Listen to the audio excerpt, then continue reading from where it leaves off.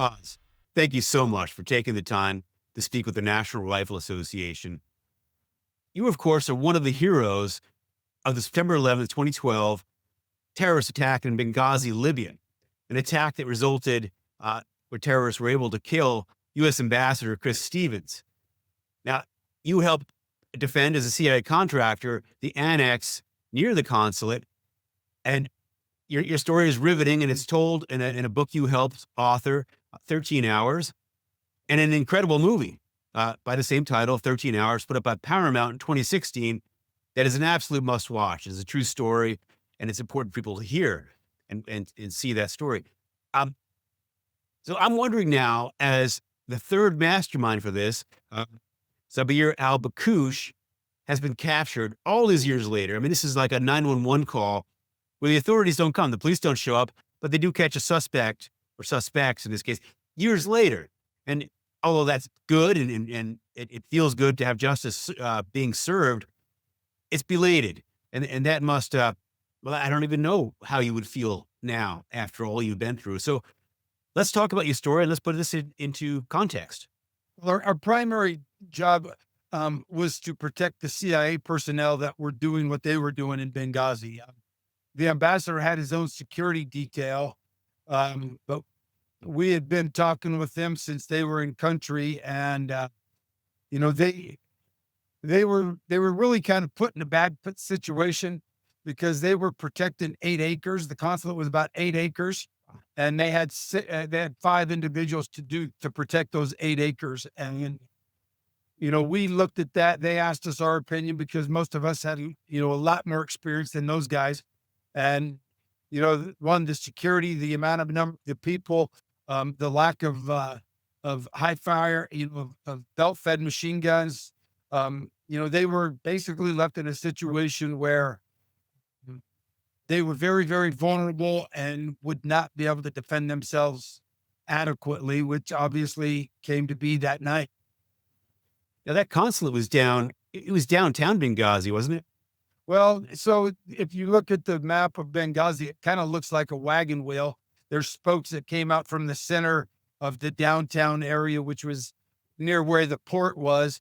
And then there was roads, or what we called rings, that were roads that went in a semicircle or a half circle around it. And there was everything from 1st up to 6th Ring Road. The consulate was on 4th Ring Road. And then we were over on approximately 5th Ring Road where the annex was.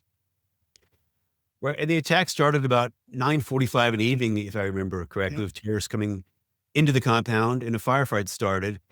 And you were, about 2 miles away at this point?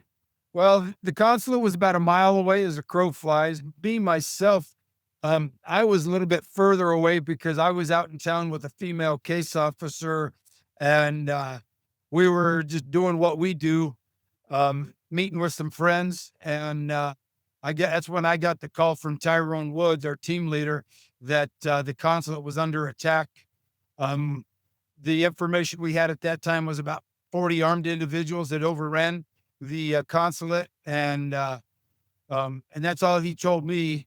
And then when we got in the car and left where we were at, me and the female case officer, that's when we really heard what was going on over the radio that night, at least over at the consulate.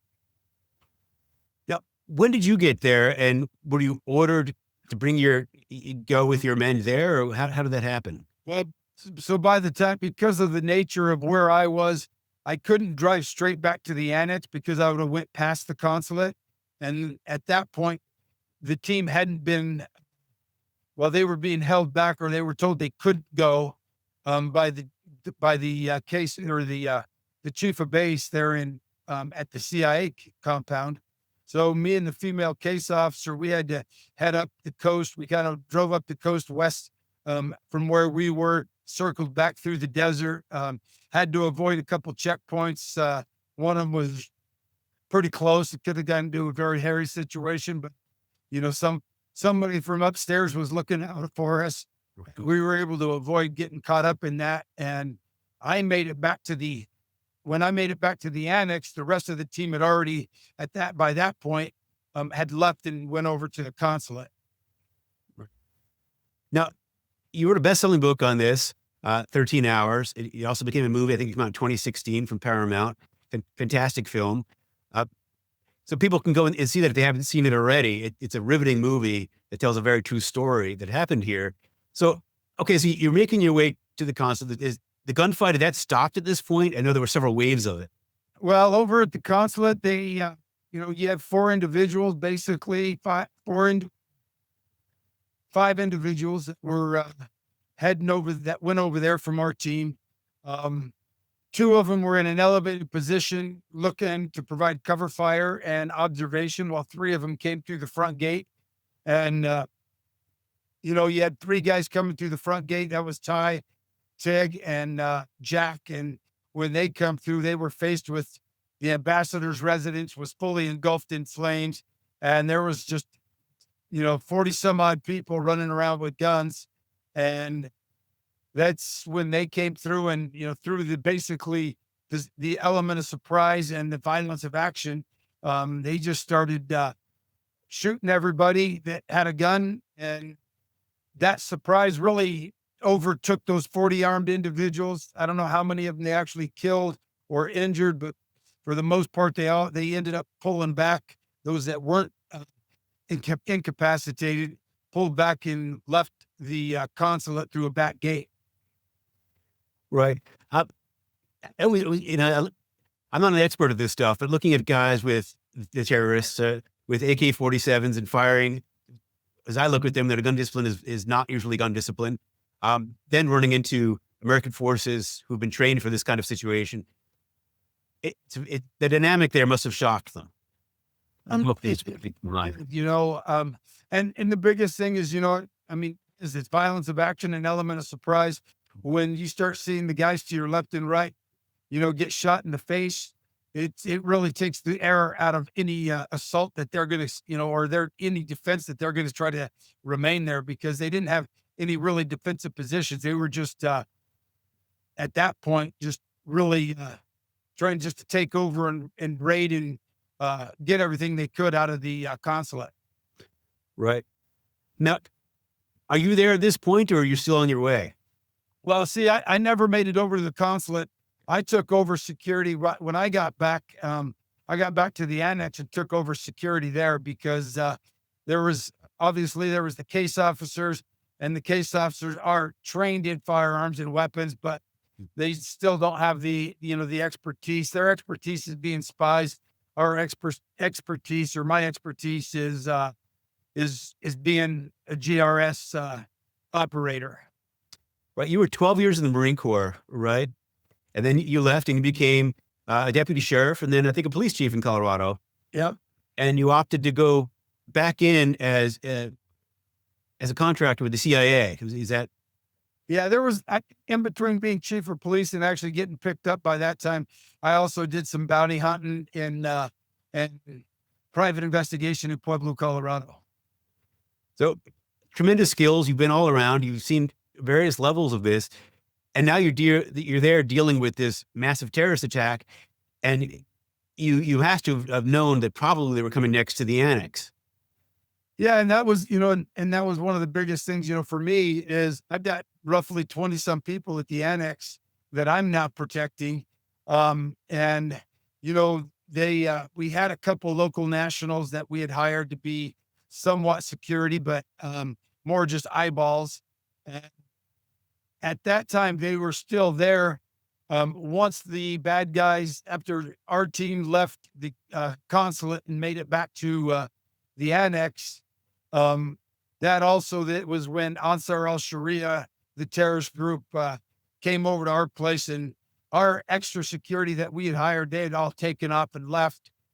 So basically, we're left with 6 of us now to protect a compound that was about the size of a football field. Okay, this is a good time to step back and ask a question that was asked a lot at congressional hearings. What assets were available? Were you or other officials in contact with officials trying to get more assets there to protect you, or to get you out, one or the other? Well, we initially, and I think it was Tonto that initially had made the request through our chief of base, and the leadership there at the annex to to reach out and call for any support that we can get, because we could tell that it was pretty bad off. I mean, we knew there was 40 armed individuals. There was, we could hear belt-fed machine guns. We could hear the RPGs, and all of that.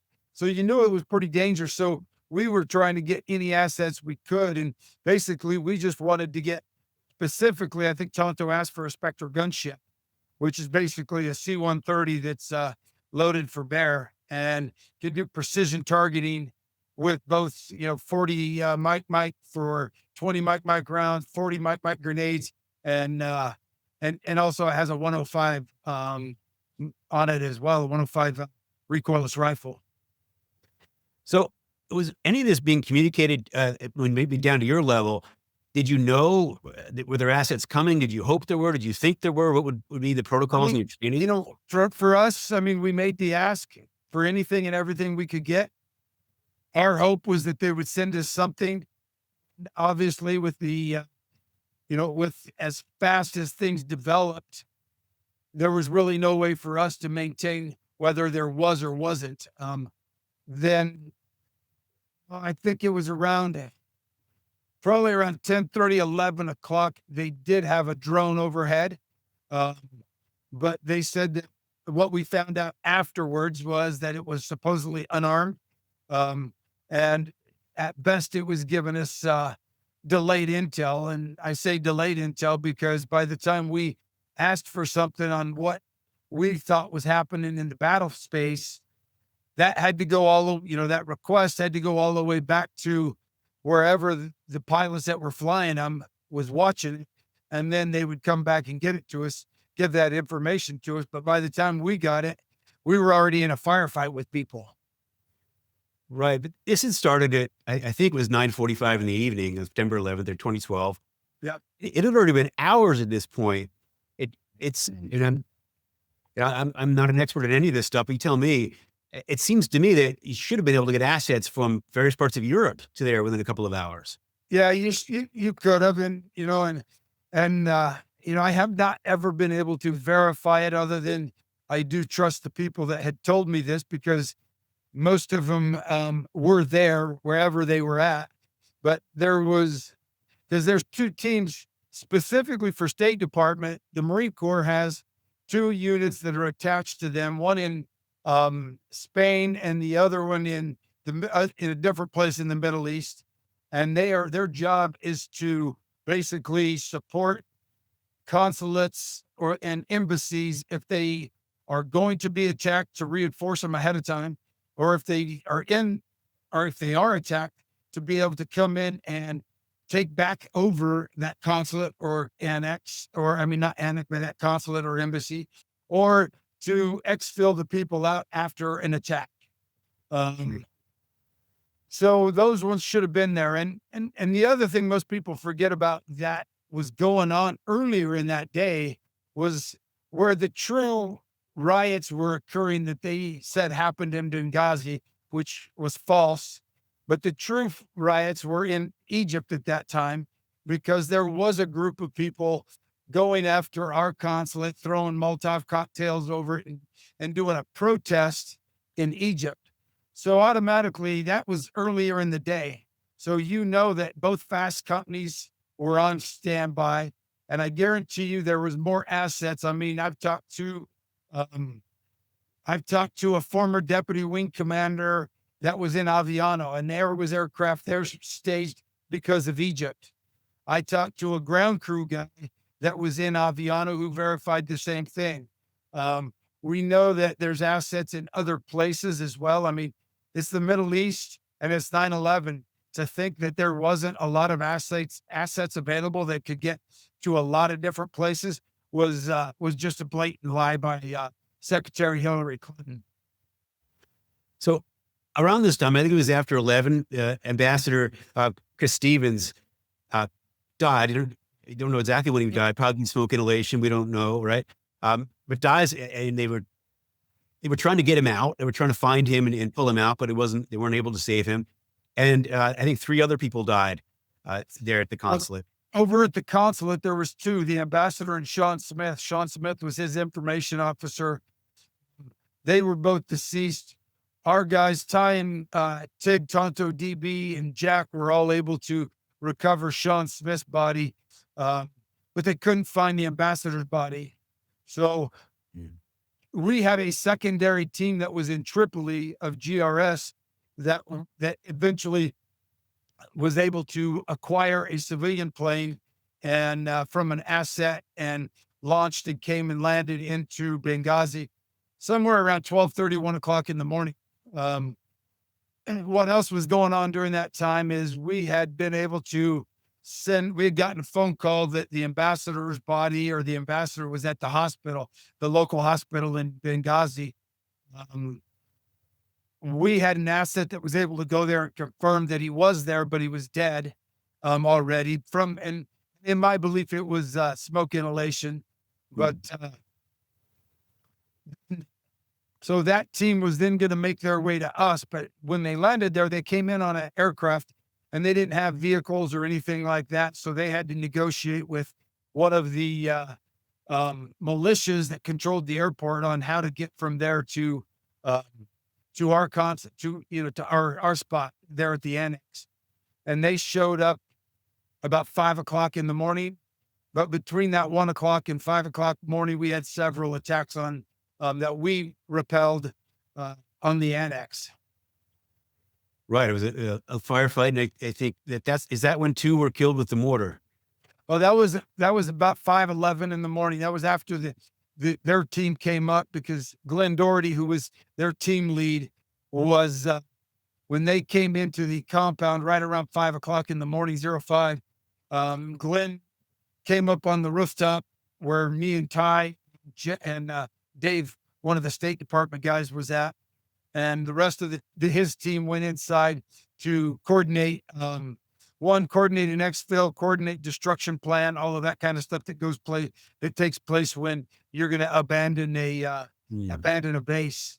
And that's about somewhere around 5:10, 5:11 is when that final assault happened. And when they opened up on us with belt-fed machine guns, AK-47s, and indirect fire with 81 millimeter mortars. Right. Now, do you know how the ambassador got to the hospital, how his body was taken there? What we found out after the fact was that one of the neighbors owned the compound next to the consulate came over after we had left and after the fires had burned down, and people were just, both. Most of them were probably civilians, and that's just my guess from seeing some of the video and in the footage that I've seen. But they were looting the facility, and they found the ambassador's body and pulled him out. And from what I was told, he was found kind of stuck behind a bed. He was trying to get out, and I'm guessing that he was just crawling to find a place to get away from the smoke and all of that. And that's where he suffocated, I think. That would be my guess. So we're like 7 hours into this story and there's still no major assets coming to you. 9 people did get on a private plane in the Benghazi airport and then got to you to help you to defend the annex. But still no major forces come in or to stop this. Correct.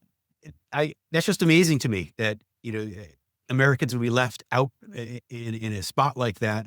And I remember Hillary Clinton after this, during the investigation of it, saying, what difference does it make now? And how that made headlines and all that. So they'll finish the story on the annex that people don't know. I mean, go watch the movie. It's incredible. And so the final attack, there was, we don't know exact numbers that attacked us throughout the night at the annex. I've heard anywhere from 100 to 200, but there's been nothing that has validated that. I also heard that there was supposedly a mass grave that was found in Zombieland that had like 300 bodies in. I mean, I don't believe that to be the case because, if there was 300 there that were killed in that kind of environment, there's a lot of guys that are getting wounded. So that would, usually two to three times more are wounded than are killed in a firefight in any type of situation, mostly. And there was never that. At least from my view, there was never that many people, over 300, 400 people there. I think it was less than that. But um, we had gotten through the night. We'd gone through two or three assaults on the compound, with the final one where the mortars landed. And there was a total of 6 mortars. Um, 3 of them hit, one on the top of the wall, and the other 2 didn't hit on top of the building, but they were a little bit long. And then 3 hit about 17 feet from me, and Ty and Glenn were on the opposite side of me. The first one that hit the rooftop went off, knocked me back a little bit. And when I stood up, that's when I saw Ty's body next to me in a fetal position. My left arm was about not blown off. And Glenn was moving to get away from us, or get away from that spot. And that's when the next one landed in front of him, taking him out. And then the third one landed as well. I took shrapnel from all of them. I think I ended up having I think we counted about 25 holes in me, and it was all shrapnel. And then my arm was about severed off. Wow. These are RPGs that they're mortaring in, or? No, a mortar is a indirect fire weapon. It's the ones you drop it's got a big tube. You drop the explosive device down. It hits, it launches out, and it arcs over and comes down, kind of like artillery, but just a lot smaller. Right. Yeah, I've seen enough of them in war movies. Now I got the picture. Yep. I know they were firing RPGs. Maybe that was back in. Right. Yeah. There was a couple of them that hit the wall right in front of where me and Ty and Glenn were. But luckily, we didn't take any shrapnel or anything from that. Now, a local militia finally came in and stopped the mayhem. Is that how this ended, or? No, there was a group that brought Glenn's team in, and when the mortars, that last firefight started, they had taken off, and the direction that they went was in direction of where the mortars were. I don't know if they did that because they knew that is where they were at and were going to stop them. I don't think that's the case. I think they just happened to be going that way because that's the easiest way to get away from us. And they didn't want to get blown up. So, and I think that caused, and this is just my opinion, I think they going in that direction then caused the mortar crews to leave because, they had us pretty much dead to rights. And had they kept launching the mortars, they would have killed all of us. Yeah, the chaos of battle. Right. How did you finally get out? So after that group taken off, Tig who saved my life. And Tig, I think also, I know he also saved Dave's life, the State Department guy. He's the first one that came up on the rooftop. He was able to get 2 tourniquets put on Dave, one on his left arm, which was about severed off, and his left leg was about severed off as well, or left ankle, about 6 inches above the ankle. Tig saved his life. Then he came over to the other side of the building where I was at, was able, while I was trying to get my tourniquet on, but couldn't, he came down, got my tourniquet on, helped me stand up, asked if I could get over to the ladder by myself. And, I figured I could because I knew I could walk, and I was just going to make sure I could. I got over there, and that's when the next 2 guys came up. One of them helped me get up on the wall, and eventually I had to get myself onto the ladder, climb down, get around, and then go inside the building. And during that time, there was no more attack. There was pretty much everything had just quieted down, and they decided to pull back for whatever reason. So you were able to eventually, I would think, evacuate this annex and. Yeah. And the irony of it is the group there was another militia that came in. And this was probably around 7 or 8 o'clock in the morning, I'm guessing. and that militia was actually a Gaddafi loyalist militia, is what I was told. And they came in and helped us get to the airport. They kind of escorted us just in case to make sure that we were protected moving to there. I think that's why I was thinking that they stopped it, but it stopped before then. You're good. Were you flown into Germany, or where were you flown into? Well, my initial flight was on that private airplane. All of us, other than the shooters, are the rest of the team. So it was the wounded and the rest of the CIA personnel got on that private plane that brought in Glenn's team, and we flew to Tripoli, and then a C-130 landed later. That C-130 wasn't a U.S. one; it was a Libyan C-130, and the guys were able to convince them to fly them into Tripoli as well. I landed in Tripoli. I think it was around 10:30, 11, maybe somewhere around there. And then I went to a hospital. They took me to the hospital in Tripoli, and that was the first place I had major medical support, was in Tripoli by Libyan doctors in a Libyan hospital. Right. And you must have known during the firefight back much earlier than this that the ambassador was indeed killed. Yeah. Yeah, we got that confirmation when our asset had went to the hospital and looked at it and sent us pictures of him. So when did the political firestorm that occurred after this, when did that reach you, or did it? Were you able to stay insulated? Well, so from Tripoli, then later that night on the 12th, the evening of the 12th, we flew to Germany, to Landstuhl. And on the plane ride there, they had to intubate me and resuscitate me. So I had died on the plane, but they were able to bring me back. Then we landed in Landstuhl. I was there for, I think, 9 days before they could, because I had to go through some blood transfusion. My blood levels weren't matching, and they didn't feel comfortable with me flying across the ocean without having being more stable. So, and that's when I started seeing some of this stuff, kick off on the news, but nothing major. And for me, I mean, at that point, I didn't care anything about it one way or the other. I was more just worried about getting home to my family. Right. Right. When you did get home and you started to heal and you started to become aware of this, did you speak politically, or did you just stay as a contractor? I mean, they couldn't completely control you. I'm just wondering when you started to, 'cause I know you professionally speak now. You came out with 13 Hours, the book, and began a movie. When did you first start to reach out into the media, talk to people? Well, because we'd been through, and I wasn't. The rest of the guys had been through their debrief in Landstuhl. Uh, I had a bunch of people come in and talk to me when, from the agency that was, when I was in the hospital. But, and I kept watching what was going on the news and how everything was talked about being, it was a protest caused by some movie that disgraced Muhammad. And we all knew better than that, because that night there was nothing out there that was, when I was out driving around that night, there was nothing that would show me there was any indication that any type of protest would have occurred at all.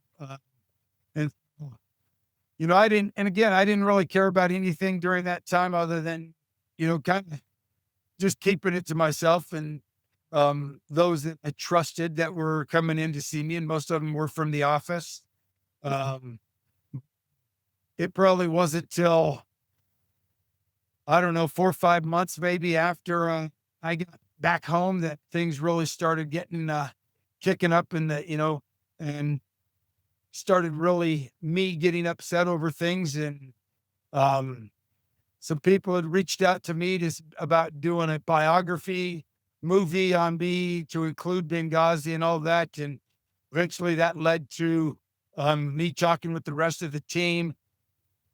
We ended up kind of deciding that this is what we wanted to do, is do it together, because, it's easier to tell that story from each one, because you have, with all of us, there's 5 guys that survived on our team, and you get 5 different perspectives of what each of us went through.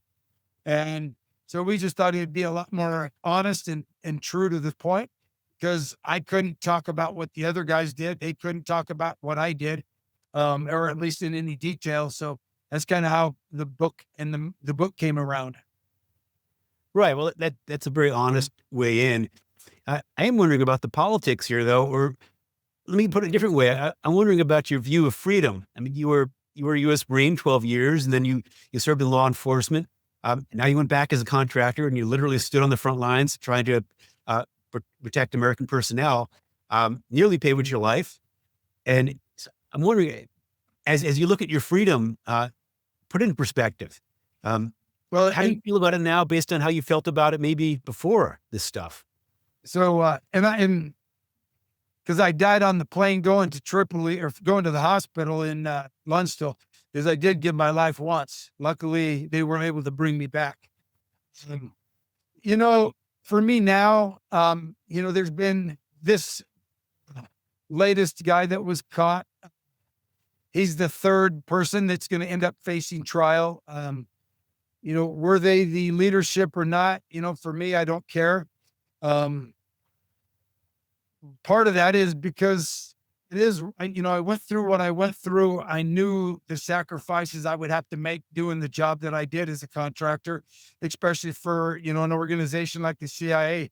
It's not like um, you understand where you're at, Hmm. and kind of where you're gonna, the kind of support you're gonna get. I mean, I think I looked at it different than some of the guys, but it's when everything kicked off, the biggest thing that frustrated me, and the reason why we all decided to do the book, was so many politicians who had no clue what it was like on the ground was telling that story.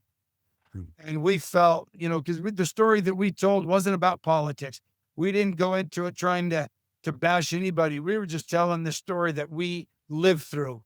And we're the only ones that can tell that story. Um, and that's what we thought had to be done, because, history, unfortunately, if you don't write it down, somebody else will write it down for you. And that's one thing we didn't want to have. And we wanted to make sure that the four that died there, everyone understood what really happened. Yeah, I would imagine it would be a big mistake to get political with a book or a project or a movie like that. Let the truth shine right through it with your real stories. To bring this around, because it had gotten so hyper political. I remember it at the time, and of course Hillary Clinton, the Obama administration, hiding a lot of it. A lot of the mainstream media covering for the Obama administration during this period. You'd have to think morale in our armed services had to be impacted on the way they're being treated by this administration, by the Obama administration at the time. For you to go and be political, you would just get it wouldn't resonate at how 13 Hours has resonated, given all you've No, I done. wouldn't. And the truth is the truth. And as long as if you tell the truth, it's gonna come out, and people know it. You can hear it in the voice of people who were truthful versus those that were not. And I mean, because we hired a writer to write our book, uh, and it's probably better because, I mean, being Marines, uh, we kind of use the F word as a comma, so it probably would not have been readable for everyone. But the guy that wrote it, Mitch Zukoff, great guy, good friend over the years, but he was definitely a lot more liberal than I am. But he was about telling the truth as well. Well, did you run into any gatekeepers, either at the publishing house or from Hollywood, that were trying to keep it spoilers? Not from either Hollywood, or I think it came from with inside the Beltway, because Mhm. we did go through the process of having the book reviewed, because we didn't want anything to go out that shouldn't go out. We wanted to make sure that we're not compromising any tactics, techniques, or procedures that people are continually using. So we put that through, and it's about a 400 page book, and it took them, I think, like 9 months to read it and give us. They were delaying things like that, and I think a lot of it was trying to delay things up through that time with the administration, with the election that was going to be coming up, because the book came out in, I think it was 2014, they would have loved for it to not come out until after the elections. Because, Right.